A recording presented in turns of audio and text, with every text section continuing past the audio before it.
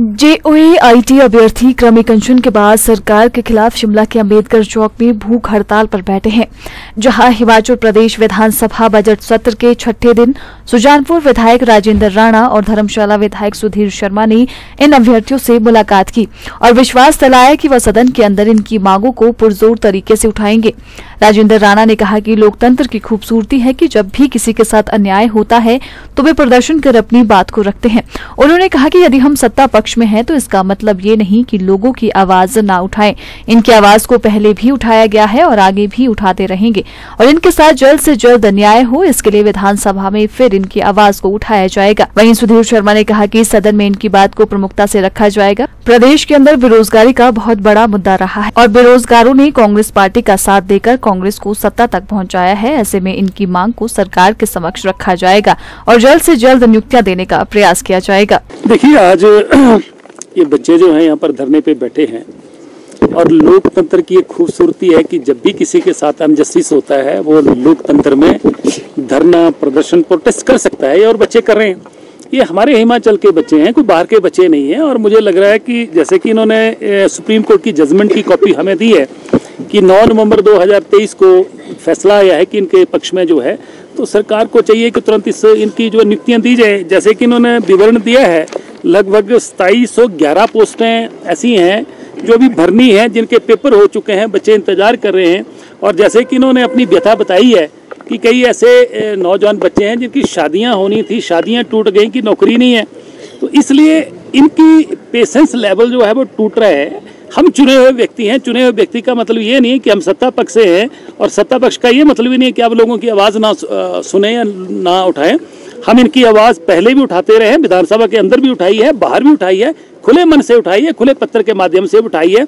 आज भी आपके सामने बोल रहे हैं कि इनके साथ जल्दी से जल्दी जस्टिस होना चाहिए।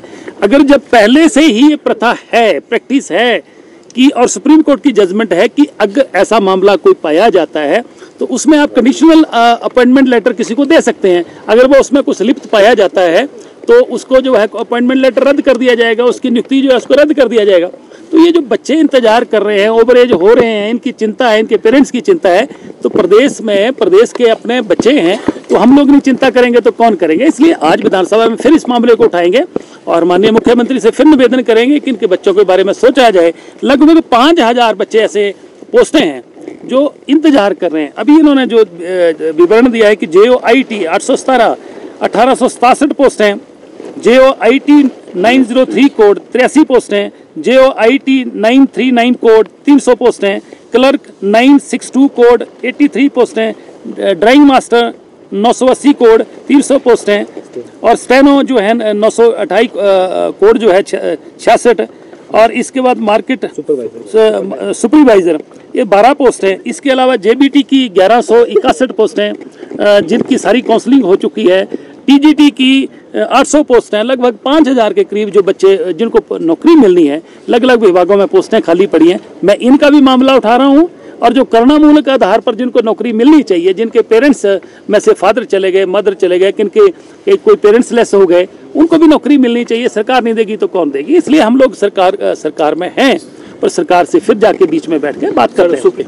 पहले भी ऐसा होता रहा है और इसमें पहले सुप्रीम कोर्ट की भी जजमेंट है, अन्य प्रदेशों में भी हुआ है और जो जांच चल रही है चलती रहेगी, लेकिन इनको ज्वाइनिंग जो है वो मिल जाएगी के रिजल्ट जो है और जो इनको ज्वाइनिंग्स देनी है, इसका जो प्रोसेस है इसको जल्दी पूरा करके इनके साथ न्याय होना चाहिए। और शुरू से इनकी मांग का समर्थन हम लोग करते आए हैं। राणा जी ने तो खुला पत्र भी लिखा था जो आप सबने पढ़ा ही है, तो इसीलिए आए थे कि भाई इनसे आकर के व्यक्तिगत रूप में मिल लें और अच्छे से इसको समझ लें कितनी पोस्टें हैं, क्या है और जजमेंट जो आई हैं वो क्या हैं, ताकि इसको सही तरीके से सदन के अंदर रख सकें।